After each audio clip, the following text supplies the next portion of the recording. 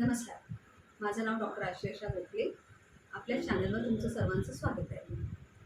आज आपण एका वेगळ्याच विषयावर बोलणार आहोत. सर्वप्रथम सर्वच जण मोबाईल वापरतात, लहान मुलं पण वापरतात.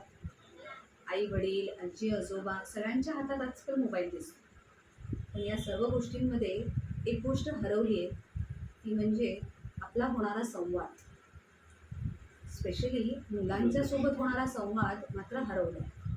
त्यामुळे मुलं फक्त मोबाईलवर अवलंबून राहायला लागले. प्रत्येक घरात आजकाल आपण बघतो की आई बाबा दोघंही कामावर जात असतात. त्यामुळे संध्याकाळी थकून आल्यानंतर मुलांची गप्पा मारण्यापेक्षा त्यांच्या हातात मोबाईल घेऊन मोकळे होतात.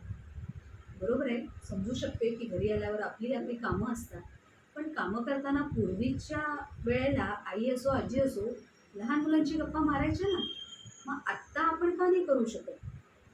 पण या गोष्टींमुळे मुलांवर होणारा परिणाम मात्र विसरू नका.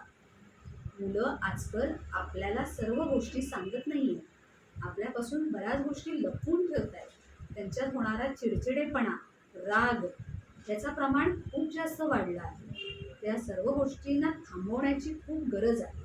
त्यामुळे प्रत्येक घरात एक निर्णय घ्यावा की त्यांनी सर्वांनी एका विशिष्ट वेळेत मोबाईल अजिबात वापरू नये.